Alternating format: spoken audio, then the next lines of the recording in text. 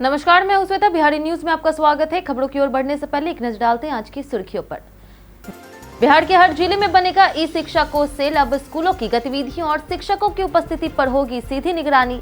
शिकायतों का डीईओ करेंगे निपटारा। विधानसभा विशेष सत्र से पहले डीएम ने अवकाश पर लगाई रोक। केवल अत्यंत आवश्यक स्थिति में होगी अनुमति। विधि व्यवस्था और सत्र संचालन पर रहेगी पूरी नजर। केंद्र सरकार ने 29 पुराने श्रम कानून खत्म कर 4 नए लेबर कोड किए लागू।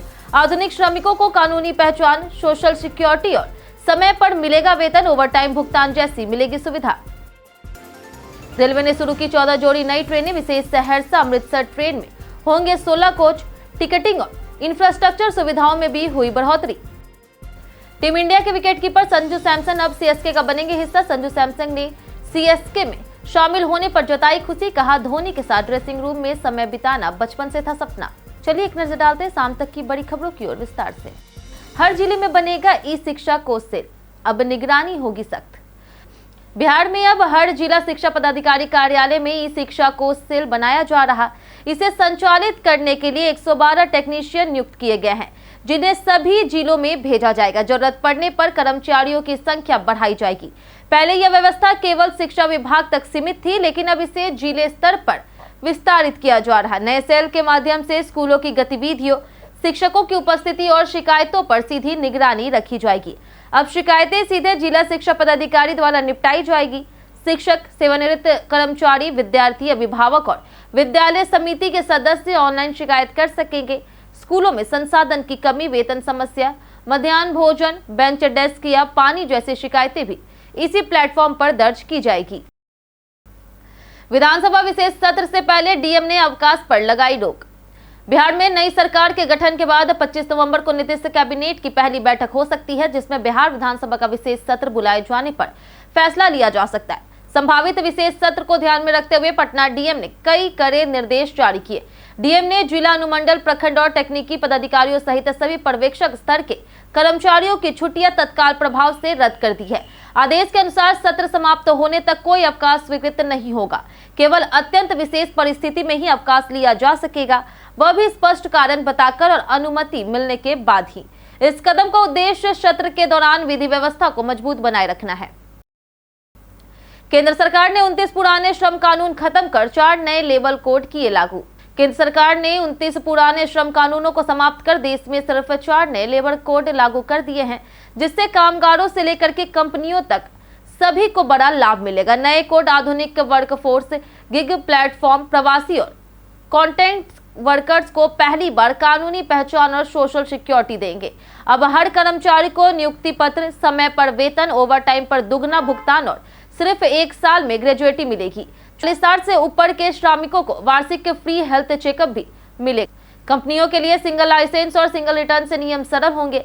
महिलाओं को नाइट शिफ्ट की अनुमति और सुरक्षा सुनिश्चित होगी। नए कोड रोजगार, पारदर्शिता और श्रमिक सुरक्षा को मजबूत करेंगे।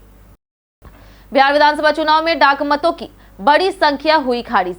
बिहार विधानसभा चुनाव में 2 लाख से अधिक डाक मतपत्रों में से करीब 24,000 मतपत्र अस्वीकृत हो गए, जो कुल डाक मतों का 11.87% है। चुनाव आयोग के अनुसार कुल 5.02 करोड़ मतों में 4.93 करोड़ वैध और 9.34 लाख अवैध पाए गए। डाक मतपत्र वरिष्ठ नागरिकों, दिव्यांगजन और आवश्यक सेवाओं के कर्मियों द्वारा उपयोग किए जाते हैं। इस बार रिकॉर्ड 67.25% मतदान हुआ, जिसमें महिलाओं ने पुरुषों से लगभग 9% अधिक वोट डाले। ट्रांसजेंडर मतदाताओं में 187 ने मतदान किया। वहीं चुनाव में 2616 प्रत्याशियों में से 2107 की जमानत जब्त हुई, क्योंकि वे आवश्यक वोट प्रतिशत हासिल नहीं कर पाए। पटना के 3 पाली में होगा पानी का छिड़काव। सर्दी की शुरुआत के साथ पटना में हवा की गुणवत्ता खराब होने लगी है और धूलकण बढ़ गए हैं। स्थिति नियंत्रण के लिए पटना नगर निगम ने पूरे शहर में पानी के छिड़काव बढ़ाने की योजना बनाई है। 15 वाटर स्प्रिंकलर और 10 एंटी स्मोक गन 3 पाली में काम करेंगे। नेहरू पथ, इको पार्क, मरीन ड्राइव जैसे हरियाली वाले क्षेत्रों और सड़कों के किनारे पौधों पर विशेष छिड़काव किया जाएगा। नूतन राजधानी अंचल में सबसे अधिक स्प्रिंकलर तैनात है। गांधी मैदान के आसपास छिड़काव दोगुना किया गया है। वहीं निगम की टीमें रोज निरीक्षण कर धूल वाले इलाकों में स्प्रिंकलर भेजेगी। रेलवे ने शुरू की 14 जोड़ी नई ट्रेनें। पूर्व मध्य रेलवे ने यात्रियों की सुविधा बढ़ाने के लिए कई बड़े कदम उठाए। 14 जोड़ी नई ट्रेनों का परिचालन शुरू किया गया और कई रूटों पर सेवाओं का विस्तार किया गया। 11 स्टेशनों पर 17 नई ट्रेनों के ठहराव जोड़े गए और 5 नए यूटीएस काउंटर खुलने से टिकट सुविधा और आसान हुई। बुनियादी ढांचे में escalator, foot over bridge, ramp, urinal और वाटर बूथ जैसी सुविधाएं जोड़ी गई। यात्रियों की भीड़ को देखते हुए 23 नवंबर को सहरसा अमृतसर के बीच विशेष ट्रेन चलाई जाएगी, जिसमें कुल 16 कोच रहेंगे। अक्टूबर से नवंबर में पटना एयरपोर्ट फुटफॉल 16,000 के पार पहुंचा। चुनावी मौसम का पटना एयरपोर्ट पर बड़ा असर दिखा, जहां रोजाना 3 से 5,000 यात्रियों की अतिरिक्त वृद्धि दर्ज की गई। 8 अक्टूबर को 11,000 यात्री थे, जो 15 अक्टूबर तक बढ़कर 12,056 हो गए। वहीं 15 से 20 अक्टूबर के बीच फुटफॉल 12 से 13,000 रहा। वहीं 22 से 25 अक्टूबर के बीच चुनावी प्रचार के कारण यात्री संख्या में और 2,000 की बढ़ोतरी हुई। 26 अक्टूबर को त्योहार और चुनाव दोनों के चलते फुटफॉल 16,306 पर पहुंच गया। वहीं 1 से 5 नवंबर तक 13,000 से ऊपर और 8 से 19 नवंबर के बीच लगातार 14,000 से अधिक यात्री आए। नए टर्मिनल ने बढ़ी भीड़ को सुचारू रूप से संभाला है। मिथिला संस्कृति में सजा जनकपुर धाम, सीताराम विवाह महोत्सव हुआ शुरू।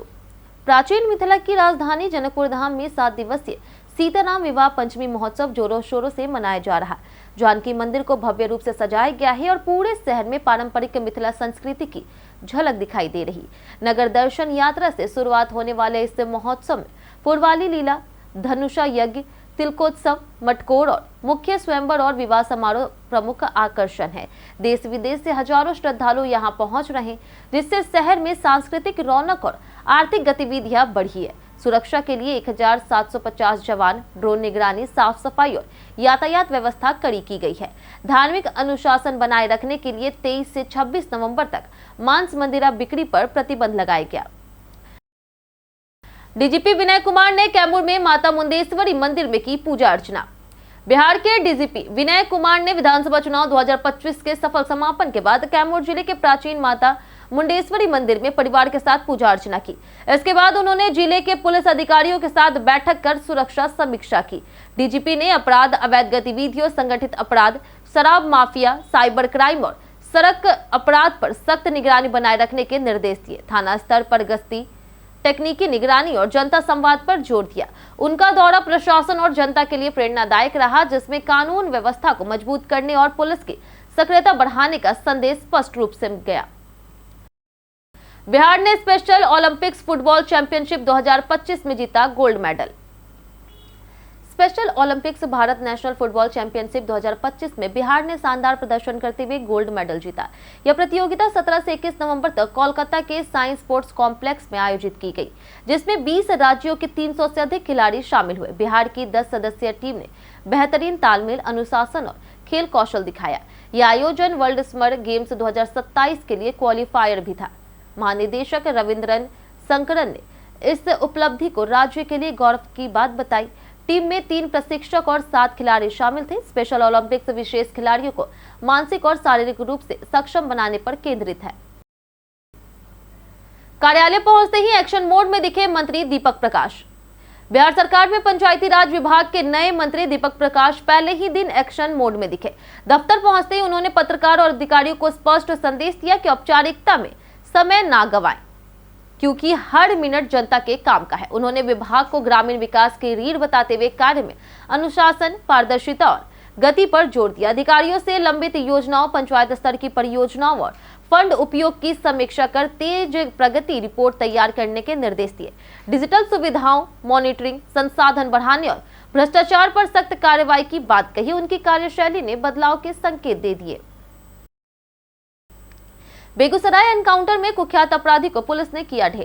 सम्राट चौधरी के गृह मंत्री बनते ही पुलिस एक्शन मोड में आ गई। इसी कड़ी में बेगूसराय से बड़ी खबर सामने आई, जहां एसटीएफ और जिला पुलिस ने संयुक्त अभियान में कुख्यात अपराधी शिवदत्त राय को एनकाउंटर में घायल कर गिरफ्तार कर लिया। सरपंच के बेटे की हत्या का मुख्य आरोपी शिवदत्त राय मलहीपुर इलाके में हथियार खरीदने पहुंचा था। सूचना मिलते ही पुलिस ने घेराबंदी की, जिस पर बदमाशों ने फायरिंग शुरू कर दी। जवाबी कार्रवाई में शिवदत्त की जांघ में गोली लगी और उसके साथी फरार हो गए। पुलिस ने मौके से हथियार, नकदी और कफ सिरप बरामद किया। सम्राट चौधरी की चेतावनी, अपराधी या तो जेल में होंगे या शमशान में, की पहली बड़ी मिसाल इस ऑपरेशन में दिखी। नौकरी के नाम पर फंसाए गए बिहार के 6 युवक का हुआ सफल रेस्क्यू। बिहार के 6 लोगों को इंटरनेशनल साइबर क्रिमिनल्स के गैंग से बचाकर दिल्ली होते हुए पटना लाया गया। ये लोग म्यांमार की म्यावादी स्थित केके पार्क से 360 भारतीयों के साथ 18 नवंबर को रेस्क्यू किए गए थे। नौकरी और बेहतर सैलरी के नाम पर इन्हें विदेश भेजा गया, लेकिन वहां जबरन ऑनलाइन ठगी कराई जाती थी और टारगेट पूरा न करने पर टॉर्चर और जुर्माना लगाया जाता था। मार्च 2024 से अब तक बिहार के 36 लोगों को ऐसे गैंगों से छुड़ाया जा चुका है। सभी से ईओयू पूछताछ के बाद घर भेजेगी और 24 नवंबर को जिला साइबर थाने में उपस्थित होने को कहा गया है। 237 लीटर देसी शराब के साथ 3 आरोपी गिरफ्तार। अवैध शराब तस्करी के खिलाफ बड़े पैमाने पर अभियान चलाया। शुक्रवार की छापेमारी में 237 लीटर देसी और 2 लीटर विदेशी शराब जब्त की गई। 3 आरोपी को गिरफ्तार किया गया और करीब 10,000 लीटर जावा महुआ मौके पर नष्ट किया गया। एसएसपी आनंद कुमार के अनुसार जिले में अवैध शराब निर्माण की लगातार शिकायतें मिल रही थी, जिसके बाद विशेष टीम बनाकर के विभिन्न इलाकों में कार्रवाई की गई। बरामद सामग्री से स्पष्ट है कि बड़े स्तर पर शराब निर्माण की तैयारी हो रही थी। गिरफ्तार आरोपियों से पूछताछ जारी है और गिरफ्तारियों की संभावना है। पुलिस ने आम लोगों से भी अवैध शराब की सूचना देने की अपील की है। धोनी के फैन संजू सैमसन अब सीएसके का बनेंगे हिस्सा। टीम इंडिया के विकेटकीपर बल्लेबाज संजू सैमसन आगामी आईपीएल 2026 में चेन्नई सुपर किंग्स की ओर से खेलेंगे। सीएसके ने उन्हें राजस्थान रॉयल्स से 18 करोड़ रुपए के ट्रेड में शामिल किया। सैमसन ने कहा कि वह बचपन से ही एमएस धोनी के बड़े फैन रहे हैं और हमेशा उनसे सीखने की इच्छा रखते थे। उन्होंने बताया कि 19 साल की उम्र में पहली बार यूके दौरे पर धोनी से मिले थे, लेकिन आईपीएल में उन्हें हमेशा दूर से ही देखने का मौका मिला। अब सीएसके के ड्रेसिंग रूम में धोनी के साथ समय बिताना उनके लिए सपना पूरा होने जैसा है। संजू ने आईपीएल में 177 मैचों में 4,704 रन बनाए हैं, जिनमें 3 शतक और 26 अर्धशतक शामिल है। बीते दिन हमारे द्वारा पूछे गए सवाल का जवाब आप लोगों में से बहुत लोगों ने हमारे कमेंट बॉक्स सेक्शन में लिख कर दिया है। जिन्होंने हमारे द्वारा पूछे गए सवाल का जवाब दिया उनके नाम है प्रकाश कुमार, अबोध कुमार, चंद्र प्रकाश, अक्षय कुमार, राकेश मिश्रा, अंकित शर्मा, लक्ष्मी मेहता, अनवर करीम खान, सुरेंद्र कुमार, पवन कुमार, शिव शंकर, दीपक कुमार, नीरज कुमार, नौशाद रजा, पूजा कुमारी, रवि मोहन वर्मा, रोशन कुमार, कौशलेंद्र कुमार, वरुण पटेल, निशा कुमारी, फुलचंद कुमार, बाबूलाल मरांडी, बबलू मंडल, सुरेंद्र कुमार, अमित कुमार और संजीव कुमार। इसी के साथ बढ़ते हैं आज के सवाल की ओर। आज का सवाल है, अगर आपको एक चीज बदलने का मौका मिले तो आप सबसे पहले क्या बदलेंगे? आप अपना जवाब हमें हमारे कमेंट सेक्शन में लिखकर जरूर बताएं। आज के लिए इतना ही। बिहार की तमाम खबरों के साथ बने रहने के लिए देखते रहे बिहारी न्यूज और साथ ही अगर यूट्यूब चैनल पर देख रहे हैं तो चैनल को सब्सक्राइब करें और अगर आप फेसबुक पेज पर देख रहे हैं तो लाइक और फॉलो जरूर करें।